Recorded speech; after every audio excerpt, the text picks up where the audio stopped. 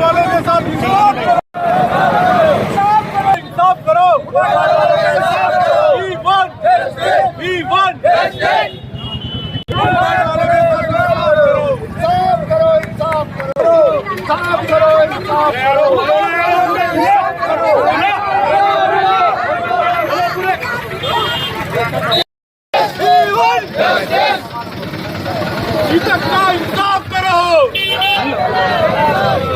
से जो फुटपाथ का इशू चल रहा है, अभी हमारे वाइस चेयरमैन साहब ने बताया, डिवाइडर के ऊपर जो यहाँ से पंजाब चौक से लेकर देवचंद चौक तक जो डिवाइडर डाले गए वो इलीगल डिवाइडर है। वो डिवाइडर को निकाल के उनको अगर वहीं सेट करे, हमारी गुजारिश है कलेक्टर साहब से, अगर वहीं सेट करे तो बहुत से सिटियों में जैसा योतमल होगा, नांदेड़ होगा, परभनी हो गया और भी बहुत जगह पर है, वहाँ पर अगर सही तरीके से उनको कारोबार करने का मौका दिए तो वहीं एक आप वाइटनर के हिसाब से उनको कितनी जगह दे रहे उनको अलॉटमेंट करिए आप वहाँ पर ही। उसके बाद वो लोग अगर बाहर आते हैं तो उनके ऊपर फाइन मारिए आप। गैर जरूरी 30-35 साल से ये लोग अपना रोजगार हासिल कर रहे हैं, जब से लेके अभी तक कोई डिस्टर्बेंस नहीं है। 10 साल टीआरएस की गवर्नमेंट रही, कोई टेंशन नहीं है। अभी एक बीजेपी का एमएलए आने से ये सब प्रॉब्लम्स क्रिएट हो रहे हैं।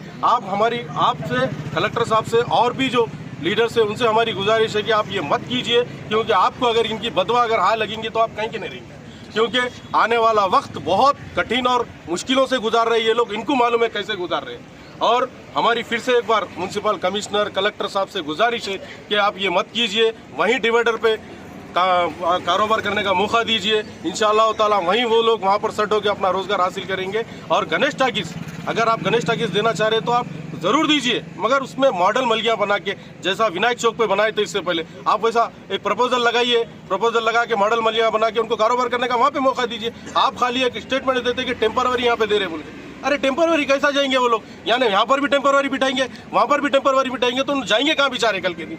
आप आज है कलेक्टर साहब, कल दूसरे कलेक्टर आएंगे, कल उन्होंने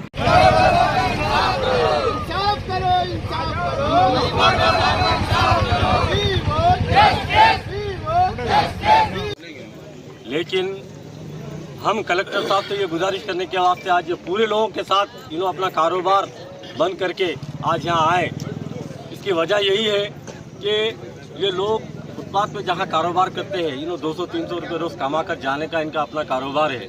और ये कारोबार जहाँ पर मार्केट होती है, कारोबार वहीं होता है।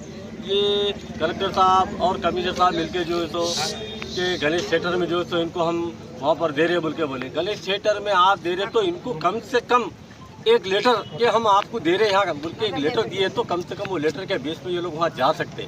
लेकिन कलेक्टर साहब भी यही बोले कि हम टेम्पररी देते। लास्ट टाइम गुज़िश्ता 2003 में भी जो है तो ऐसी जो है तो गरीबों को वहाँ दिए थे गणेश थिएटर की जगह पे, फिर वो जगह लीज पर दे दिए, लीज पर देने के बाद फिर वहाँ से गरीबों को निकाल दिए। तो इसीलिए कलेक्टर साहब से हमारी गुजारिश है कि ये लोगों को जहाँ कारोबार कर रहे हैं, आप ये क्यों नहीं सोच रहे कि 6 फीट का जो डिवाइडर बनाए आप, वो डिवाइडर से कितना नुकसान है, और जो आप नाली बनाए वो नाली इसलिए बनाए आप, यानी कि बड़े लोगों को जो है तो दुकानों के सामने नाली बना के उनको सामान रखने के वास्ते दिए आप। तो कुछ सजेशंस हमारे पास भी है कलेक्टर साहब को वही बताने के लिए यहाँ हम पूरे जमा हुए हैं कि इस मामले को आप हम यानी कि ये गरीब लोग हैं, ये 200-300 रुपये खाने वाले इनके बच्चों की रोजी रोटी के लिए दिन भर धूप में बैठ के कारोबार करना है, तो इनके लिए भी सोचना कलेक्टर साहब का काम है।